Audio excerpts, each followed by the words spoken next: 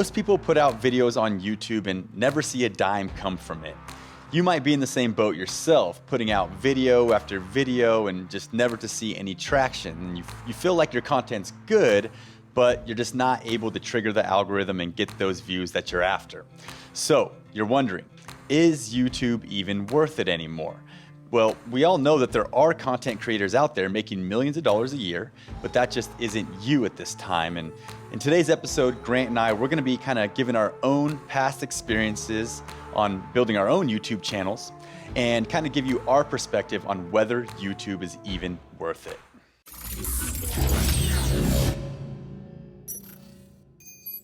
All right, everybody, welcome back to the Video Creator Show, where we talk about how to make it on YouTube, really. Today's episode is brought to you by vidchops.com. VidChops allows you to add an expert video editor to your team in just a few clicks, so you never have to edit again. So if you're looking to take your videos to the next level and save a bunch of time, head over to vidchops.com. Now let's go ahead and get right into today's episode. And the first question that I'm going to throw at you, Grant, is YouTube oversaturated? This seems to be a question that pops up all the time, and so many people that are thinking about getting started, they kind of have this excuse like, nah, I'm not going to do it. It's just too oversaturated. What are your thoughts on that? Well, it's definitely more saturated than it used to be, and that will continue to be more true as time goes on.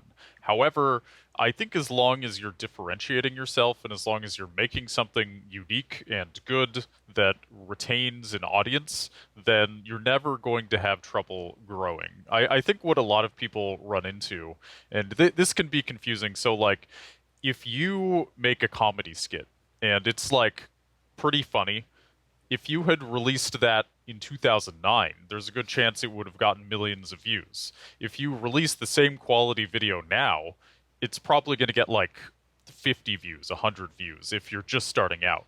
And that can be kind of annoying, confusing to people. It's like the more mature a platform gets, I think the higher the baseline is for how good a video needs to be. And by the way, that doesn't mean production value. That doesn't mean that it has to be you have to throw a bunch of money at a video. It just means on some level you need to be innovative, like more innovative than at least the average video on the platform. So you might need to build up your skills in other ways. So is YouTube oversaturated? I don't think it will ever truly be oversaturated, but there's a higher barrier of entry as far as, what it takes to entertain people nowadays. Yeah, and I would agree with that because I would say it's more challenging. You got to be more creative. Your content's got to be a little bit better than when the platform first came out. But also on that same note, there's way more viewers nowadays. There's a lot more views to go around than there was back in the day. Yes. And also I feel like we understand the algorithm a lot more these days. And YouTube is like, they will publish what it takes to make it on YouTube. They'll straight up tell you, it's watch time. You got to keep people watching. You got to create content that's binge worthy, that'll keep people coming back and click and subscribe and all those different kind of signals that tells YouTube that it's a good video.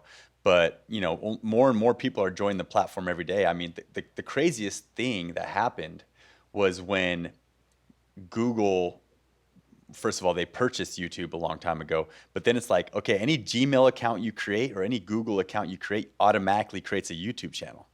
So, there's a lot more accounts out there and stuff, and it's just more mainstream, I guess. I mean, think about it. 10 years ago, Grant, did you ever watch YouTube on a television? No, I did not. What about nowadays? Do you ever watch it on? This might be a loaded question, but do you ever? All the time. Okay, all the time. That was what I was going for. I cast it from my phone. Okay. If a TV doesn't have a cast feature, by the way, with YouTube, it's instantly a horrible TV. I do not trust it. The brand I'm angry at, and yeah, oh my God, all the time. Yeah, actually this morning I just watched a YouTube video on TV. Yeah, and same here. I mean, especially for my kids, right? That's like the number one thing. Like, we have 2 TVs in our home, and they both have that YouTube app. So we don't cast it, which arguably seems to be an easier method, in my opinion. But we use the little platform that's right there on the TV, the interface, and we go through and click the A, and then we press right, and then we click the C and the O and the C. That's Coco Melon, and then and throw up You're videos for very them. patient. Yeah, and that's why I said casting it. I think it actually is like a better way to do it because on your phone it's so like user friendly. You just press click, cast. But personally, I've had issues with casting. For some reason, I'll have TVs that you can cast to, and then like 6 months later, for some reason you can't cast to it anymore. So I don't know. It's like broken or something. Technical difficulties. Weird. But yeah. So I mean, it's not oversaturated. Okay, there's more opportunity to make it on YouTube now, and when I say make it, I'm not just talking about getting views. I'm talking about making a full-time income and having it be your job now than it was 10 years ago. 10 years ago when I was making videos, was it 10 years ago? Yeah, 10 years ago. Uh, people would say, "What are you doing for work?" I'm creating YouTube content, and like even old people nowadays don't understand that you can make money on it. Like with vid shops, I had a meeting the other day with one of my high school basketball coach, and I was trying to explain to him about what vid shops is. He's like, "Yeah, so you edit game film for basketball teams?" No, it's not game film. It's just YouTube content. So, oh, okay. So it's YouTube. It's game film. You edit it and make a highlight and put it on YouTube. No, no, it has nothing to do with basketball. It's just, there's these content creators out there that are making so much money that they can afford to hire an editor, and we are the editors for them. And, anyways, it's just this whole, there's more ways to make money.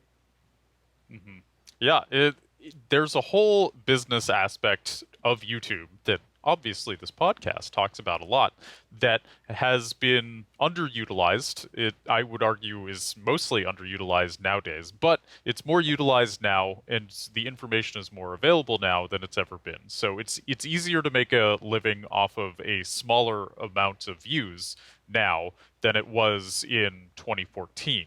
For instance, there's affiliate programs. If you're big enough, there's sponsorships, and you can sell merchandise, and even like it doesn't have to be merchandise. I think it can be difficult to sell a T-shirt, for instance, but you can write a PDF of if you're talking about how to grow on YouTube, and that's what your channel is about. You can create a PDF of kind of the really basic information, sell it for like $3, and then just let it ride. And you can make money that way. So I think people are more aware of how to monetize. But yeah, it's maybe harder to grow, but it's easier to utilize the views you do have. Yeah, so there's that more opportunity to turn it into a full-time. It's more of a thing, right? It's more of a thing nowadays to be a content creator, to make YouTube videos. And as we've talked about before, it's like the number one job that most kids want to do these days is be a YouTube content creator. So it's definitely a big thing nowadays.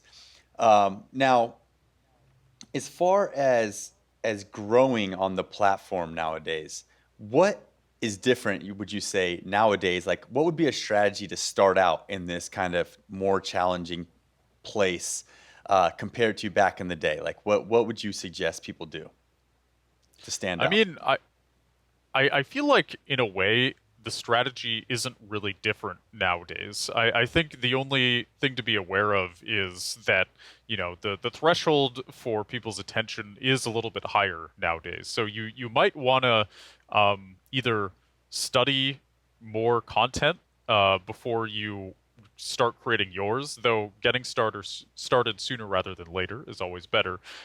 But, just be aware that the more kind of content that you're watching in the niche that you want to do, the more well-informed you're going to be on how to make a good video about that. So that's one thing to be aware of.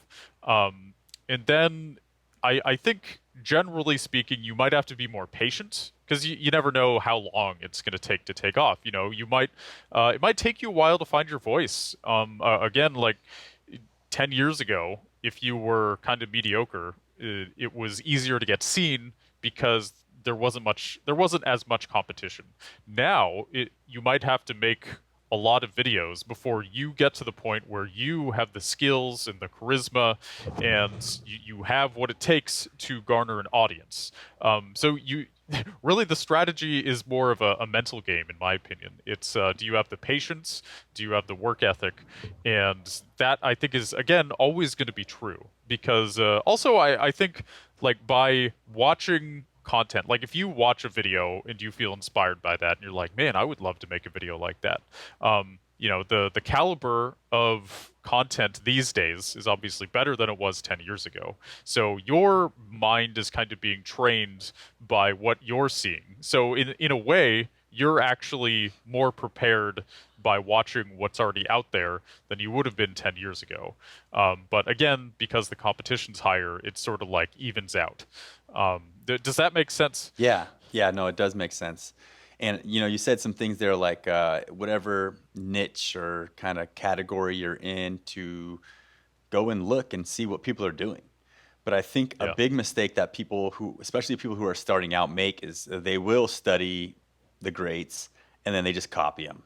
And in that case, it is oversaturated. And I don't think that that's the right recipe. I think you have to differentiate yourself in some way to kind of have your own lane so that you're not oversaturated because no one's ever going to be the next Mr. Beast. Like it's Mr. Beast is Mr. Beast. It's kind of like the whole Michael Jordan, Kobe Bryant argument, who's the greatest. Like they're very similar, but they're just different, and like you don't need to be the same as PewDiePie. You don't need to be the same as whoever, but there are some clues that these successful YouTubers are leaving. So take those clues and then differentiate yourself in some way because I've seen some channels where they've grown pretty quickly and you're just like, wow, and then if I look at the information, I'm like, it's pretty much the same as this other guy right here, but it's just packaged different. The person that we talk about often on here and someone I'm going to bring up again is CoffeeZilla, right? CoffeeZilla kind of took this whole, detective thing and what is it, internet detective, kind of outing people on their internet scams and stuff. But the way justice online, man. But the way that he went about it was creative. He got like it's a green screen video with a background that's animated, and it's something I've never seen before in, I guess, with an animated background on YouTube. The only time I ever saw it is like on kids content, but for like adults, he's in this little studio, a $10 million studio, he calls it, but it's just a green screen and got a really good animator. I don't know if that's the right term, but to create this world, and he does a great job storytelling and all that kind of stuff. So, yeah, I think you got to differentiate yourself. That's kind of a long-winded response there. Yeah, and you do, and I think in a way by differentiating yourself, what we actually mean is the more developed you are personally, like the better you are at expressing what you want to express, and the more you understand yourself, and the better you are at speaking your truth, the more you're going to be able to differentiate yourself. And yeah, I think on a personal level, you have to be, I think, more developed to succeed nowadays. And in a way, that's inspiring because it means kind of the more put together you are as a person, and the more confident you are in your personal life, the easier it's going to be for you to make waves on camera or in front of a microphone or whatever. Whereas before, if you were kind of, I don't know, half-baked and just maybe immature, it might work out really quickly, which can be an issue in and of itself. So, yeah, is it possible to grow these days? Definitely, but it's just the bar's a little higher. That's all. You just got to train more, be better. Hey there. You probably know the Video Creator Show is brought to you by vidchops.com. What is vidchops.com? Well, it is an editing service that will take the horrible burden of editing off your back. We all know video editing. It's tedious. It takes forever. But what if you had a professional who did it for you? You go to sleep, you wake up, it's done. Wouldn't that be magical? vidchops.com. Hire a professional, save yourself time and energy, and take your YouTube channel to the next level. Yeah, and that's exactly, just be better. And there's strategies out there. Like if I was going to start brand new today In any kind of niche, the kind of the way that I would recommend, and this doesn't really fit my personality type, so I don't know if I would actually do this, but what I would recommend is kind of taking the us versus them strategy.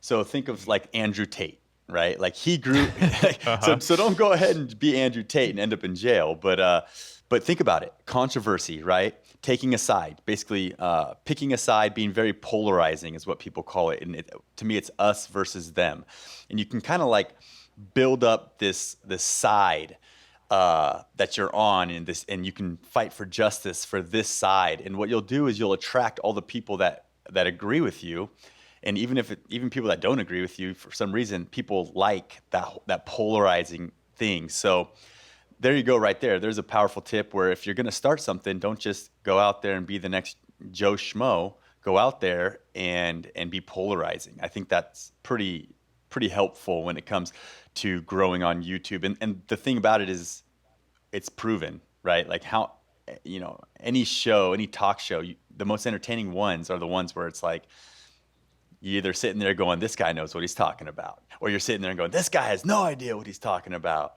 It's either with one of the two, and those are the people that normally, get the most views and the most, I guess, clout. Mhm. Yeah. Anything you want to add to that? I mean, do you think that is the dark side to a certain extent? Like, if you're giving a strong opinion that you don't necessarily believe in, or you're being needlessly divisive, is that I think that is a valid strategy and it does work. But like, I don't know. This is kind of more of a philosophical tangent that we probably don't need to go on. But I think your advice is sound and it would work. I've seen it work. I think we all have. But ideally, it's like be like speak truth and try not to be like I'm on this side and I'm this guy and those are those guys and those guys are bad. I don't know. I personally shy away from that, but it works all the time. You kind of end up cultivating a very an interesting fan base. So I don't know. Yeah. It's a strategy. There is a dark side to it because if you're not being authentic, people will see through that and all that kind of stuff. But I'm not saying that you have to go on the dark side because you could be a good guy, right? You could be CoffeeZilla. He's very polarizing. He's saying, online courses are scams. All these people are scammers, and he's the good guy, right? He's the hero. You can be the Andrew Tate, which is the villain, but CoffeeZilla and other people, you can also, which would be what I would do, is you be the hero, and that same kind of polarizing effect will happen and draw people to you. But like I said, there is a dark side either way because if you're just being inauthentic, then that's Right. not how you make it on YouTube. It's all about that authenticity, and people see through it, and it's the authenticity that people are really hungry for on YouTube, right? That's why people love like, oh, I don't know, like apology videos or look inside like how much money I made on YouTube, right? Because they feel like they're getting like The the real real deal. deal that you would only tell your friends or something. Sure. That kind of all that kind of content I feel like really sells well and does well on YouTube. Like for me, out like building in public. Like I've thought about spilling all the beans about vid shops, right, in YouTube videos, and I'm talking about how much money we're making, drama that we're dealing with, whatever, and kind of like let people follow along as I build in public. But that's a scary thing, and I don't like talking about money, and I don't like talking about, well, I like talking about money, but I don't like to reveal. It's kind of a taboo subject. Hmm. But anyways, yeah, building in public is a great way to grow online. Sure. Totally agree. Okay, so is YouTube even worth it anymore? We talked about, is it oversaturated? Is it even possible to grow? Well, what's the worst thing that can happen to you in trying to grow a YouTube channel? Well, that is a hilarious question. It depends how deep we want to go, I guess. I mean, in some ways, the worst thing that happens is you kind of spend a lot of time and energy and it doesn't really go anywhere. That's one bad thing that can happen. Another is you actually do gain a certain amount of notoriety. And then, I don't know, you have some skeletons that people find and maybe literally skeletons. I don't know. Maybe you're psychopath. I don't know, but you get found out, and then the public shames you, they ruin you, and you can never work again. Um, that's a thing that definitely happens to people. Especially, I mean, it still happens nowadays. I mean, Andrew Tate is Yeah. an example where he kind of, he's in jail now, and regardless of what happens, I don't think it's going to go well for him.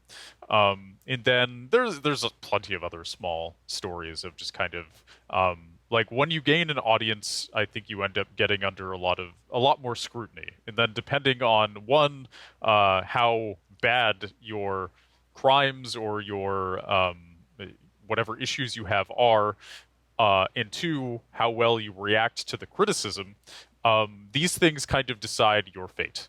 And if you aren't ready to handle the criticism or the sort of court of public opinion that may start trying to put you on trial, then, well, that might kind of destroy you on the inside or potentially the outside. But I think, for people listening, they that might seem like a foreign concept of just like the idea of a mob going after them, um, but it happens and it can be really, really horrible. So I guess that those are kind of the worst things that can happen is it doesn't work at all or it works, but then, you get you get the mob.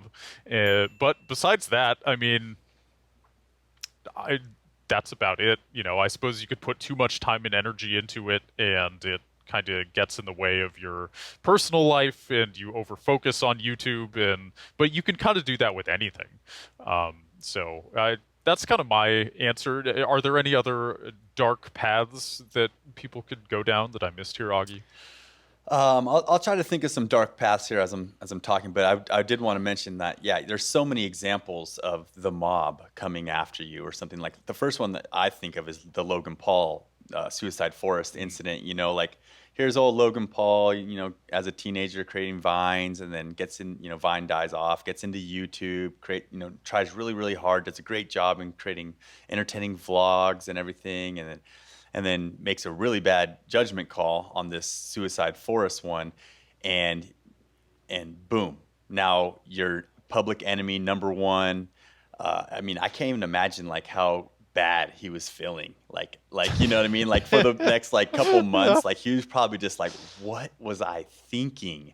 And what were you thinking? Like, was no one around you to tell you like this is a bad idea or anything? Because I mean, I get it. Like at that point, he's only thinking about the views, right? And so Yep. what's the worst thing that can happen to you? Well, you can get so obsessed with the views that you make poor decisions. It ends up, costing you money, friends, family. I mean, I'm sure he probably lost some friends over that. I could see some people saying, all right, I'm not messing with him anymore. But even so, not only just that, but like the depression, right? Like that, like you've talked a lot about mental health on this podcast, about how there were some times where you were just like kind of over it and just not in a good place, needed a break. Right. And that Hmm. is common. That is very common. And like for me personally, like the worst thing that happened to me was, I wouldn't say it was depression or anything, but I was hungry for views and I was not getting the views that I wanted because I was putting in, I all of a sudden was doubling my effort. I was putting out more videos. I was working longer hours, making what I thought were better videos. They weren't, and not getting the results. And it, like it ruined my day. So maybe that's not the worst. Like you're having your day ruined isn't like the worst thing that can happen to you. But like when you start basing your life on views, like I don't know, you're just not happy. So for me, that was what happened to me. Is like there was times where I was not happy, and it was because of YouTube. Right. And I think YouTube, you can end up having an addiction of sorts Yeah. to it. So for you, you were chasing the dragon with views, It's like, and it can happen with anything, weed, the first time you get high, it's great. And then after a while, you're almost like searching for that first feeling. It's like, oh, if I can get even higher. So in this case, get more views than I've ever gotten before, then I'll feel good. And you will, but you may not actually feel as good getting 200,000 views after a while as you would have, your first 1,000 views. Yeah. Which is it's just kind of funny how that works. You can really end up getting addicted to that, and it's I think it's something that anybody can imagine, but it's hard to really understand unless you've kind of been through it. And it's yeah, you can really. I mean, like you said, you were putting all this time and energy into it and felt like you weren't getting anything out of it. If you maybe were less put together, then you could have even like dove deeper into that and kind of ended up, I don't know, isolating your friends and family because you're in a dark room all day trying to make it big. And then, yeah, people get trapped by this. I mean, even, there's like Sky does Minecraft and his sort of descent into madness, the poor guy. And I'm not trying to throw him under the bus here, but, he really over-focused on YouTube and kind of, in my opinion, tried to like talk to his audience like they were his therapist or best friend, and it just kind of being a bit too open about what he was dealing with before he had kind of answers to his problems. And he was addicted to the fame and treating it like it was something that it wasn't, which is a friend or a family, or a lover, and it's just fame, man. It's just fame. Yeah, and you could get trapped too in feeling that you have to keep putting out videos, right? It's like this cadence, right? Like okay, I release once a week. Well, tomorrow you got to release, and like if you're just doing it for fun, like imagine like you're not even making any money, you're just doing it for fun, but you feel like I have to do this for my audience, or I have to do this for myself for whatever reason. Like you do after a while start to feel like you have to do it. And that's not the truth, right? And so there's another kind of negative thing. We're talking a lot about negative things right now, but we're going to talk about the reasons why it is worth it here in just a minute. So don't worry about that. But on the negative side, one more time, let's talk about people chasing the dragon forever, never to see results. Now, no offense to anybody, but like sometimes, at these video marketing or these YouTube conferences that I go to, I'll see, some of the same people there who they're all about it, man. And they love it. They go to every conference, they create videos all the time. They're in every Facebook group, and it's really cool because the video creator community it really is something special. And, I've been involved in sports my whole life. And so, being part of a team is kind of a cool thing, a cool feeling. And that's what they're going for, really. And I get that, and there's nothing against anybody that's going for that. But I mean, I look at what they're doing, and less than 1,000 subscribers, 500 videos, spending all kinds of money to go to all these conferences, and it's their life. So what are your thoughts on that? And you and I are kind of these people as well. I mean, I don't want, like I still am chasing it. I still want to be a famous YouTuber. Right. I still want to create videos. Don't we all? Exactly. But what are your thoughts on trying to spend your entire life chasing the dragon on YouTube? I mean, I've thought about this a lot, and it's very dangerous, I think, because if you're constantly telling yourself that I'll be happy when, then you're not really allowing yourself to be content now. And I think people do this with a lot of things. It doesn't even have to be YouTube. It could be a new job or a new relationship or a new house, or it's very common for people in general to offload their happiness to the future and kind of put this burden on the future that it isn't really meant to carry. And so with YouTube, I wouldn't recommend chasing the dragon. And on some level, I do, I want to grow my own YouTube channel more than I have. And obviously Tree School and Bonsai Pop have been very successful, but, just for personal reasons, I felt the need to sort of move on. So then it's like, well, okay, how do I grow this newer channel? And it can be frustrating, I think, because at least for me, I've made 5 videos on my channel on very esoteric, far out topics, and I love them. They got a really good reception, but then I kind of struggle to make the next batch of videos. That's Mm-hmm. kind of what I'm dealing with now. And I can be very frustrated with myself. But then I also tell myself, well, if I actually wanted to make them, I would have just made them. So maybe me just focusing on a more kind of grounded career is just what I need right now, and focusing on my interpersonal relationships. And I find a lot of contentment with that. So, as far as really focusing on will views and success on this platform make me happy? I think it's a source of validation, and it's only one source of validation. And if you can find other sources of connection and validation in your life, then that's going to make you way happier than just being big on YouTube. Especially as somebody, for a while I was getting 4 million views a month plus on Treesicle, and it was great. It was fun. It was a blast. But like, even back then, I'm happier now than I was back then, because I'm more developed and my mental health is better, and it's not a replacement for the actual kind of simple important things in life. So, chasing the dragon can be fun, as long as you are not putting it on a pedestal, shall we say. Yeah, and when I think of this question, I think about high school students that say, "I'm going to be a YouTuber."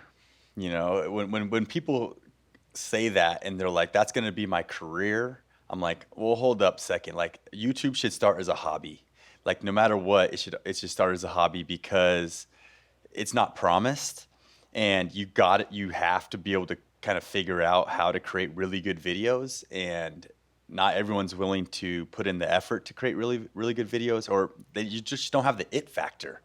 Like some people could put in 10 hours to create a video and put it out, while another person can just sit in front of the camera, hit record, and they're all like charismatic and good on camera, and they can just riff. They're witty, they're funny, and they can make a great video in 1 hour. So there is somewhat of an it factor for some people, but Yep. like I said, if you're planning on this being your career, then you need to start as a hobby, get a day job, which is totally acceptable. Like that's how it should be, and then go from there. Because if you're just gonna try and go full time on YouTube from the start, and let's say you're 22 years old, just got out of college, and you spend 10 years trying, and you're 32, and you're just, I don't know, not able to get out of your parents' house or whatever, and because you're just only focusing on YouTube, then you're probably doing it wrong. That's probably not healthy, and you're not Hmm. setting yourself up for the future. But anyways, that's just a little bit of a rant and a little bit of a dad mode there. When Yeah. really, It's good the advice, though. 22-year-old myself was one that was like, I'm going all in. Like I was different. But just looking, I know so many people that have tried and failed, and when I say try, I'm talking about like 10 videos and then quit. So it's not really Hmm. trying, but yeah, there's that. So let's go ahead and kind of switch modes real quick and talk about the reasons why YouTube is worth it. Because I'll go ahead and just spill my beans. Is YouTube worth it? Yes, 100%. One reason is it's basically free. Okay, you can create an account. It just takes a little bit of time. I guess it's not free because it does take time, but smartphone. I see people all the time with their nice iPhone creating content that looks great, sounds great, is great, and they do make it on YouTube, and they do add a side hustle, secondary revenue stream to their life, or they do make it a full-time career, which is incredible. So why don't you share your thoughts on why you think it is worth it? Hmm. Well, so for me, it has been worth it because I felt like I was able to develop a part of myself that has been really important. So, in my late teens, early 20s, I was very reserved and introverted. And, I always had like a group of friends, and obviously that's huge, but I had trouble expressing myself freely. And I think just being myself, really, kind of in the moment during conversation. And that is, I think, really important to personal happiness. And so YouTube, I found kind of showing up and being on camera and that sort of being the job, and even just sort of writing the process of writing scripts. I'm sort of like constantly learning. I'm essentially learning how to think in a cohesive, coherent way, in a way that is compelling enough to attract an audience. So all of this combined, I think, really developed me on a social level in a way where if I had stuck to being a software engineer or something, I don't think I would have developed like that. And I just, I felt by the time I was 26, so I'd been doing YouTube for, I guess that would have been 5 years. Um, I felt like I could go on a first date and be myself, whereas before all this, I couldn't do that. And that is really important. Like, I just feel that's been a huge source of kind of comfort and validation for me of kind of being able to, like, knowing how to speak and not feel like I didn't say what I actually wanted to say. I think that can be a constant source of frustration for people who aren't used to speaking freely. Yeah, that's great advice right there. I do see it as a confidence builder and just yeah, a great way to practice communicating and stuff like that. I was thinking obviously the more business side, but I think personal Sure, development. I can get into that Oh, too. well, I'll share my thoughts on the business side. Sure. But yeah, just to kind of close your thoughts out, is like, yeah, it's going to help you develop just, I don't know, I guess confidence. I think it definitely does. As far as the business side and stuff goes, you can create just from YouTube, you can create a lifestyle for yourself that is not achievable working a normal 9 to 5 job. And I talk about a lot of time is you can own your time. And although YouTube is not easy and it takes a lot of time, you definitely can systematize what you're doing, get editors, have people help you out so that you're able to free up your time and own it. So there's a reason right there that I think it's worth it. Um, any other thoughts on that from you, Grant, if you want to talk more about that? Yeah, I totally agree. You can build a unique life for yourself in the way that you want to build it. And I think when you work a normal 9 to 5, you end up, you have these blocks of time that are very rigid, and you sort of have to build your life around that, as opposed to being able to schedule things in a way that is actually ideal for you. So I did find with myself that, yeah, I've gotten better at time management, and I maybe more importantly, it's just sort of opened me up to a lot of opportunities. I've worked with a lot of other big YouTubers, kind of working for them, learning how they do things, and it's that there's a lot of room for self-development in that. So there's a lot of novelty in this space where you're sort of constantly trying to innovate. You're constantly meeting new people or like networking with them. Whether you're in front of the camera or doing what I'm doing right now, which is more kind of behind the scenes, either editing, consulting. There's just so much that is going on. There's so many different people doing so many different things. Yeah, I feel like like I've learned skills doing this that maybe would have been harder to develop otherwise. Yeah, it's been a journey, that's for sure. Yeah, and like I said earlier, it's worth it because it's free. You can do it. You can just put your toe in the water if you want and put out some shorts or some YouTube videos and just kind of see what happens. So there's really nothing you're going to lose out on except for a little bit of time. And who knows? Maybe you catch a rhythm, maybe you start to grow, maybe you find your voice and people start following you and it becomes a pretty cool thing. Maybe you inspire the world. Maybe you become the next blank.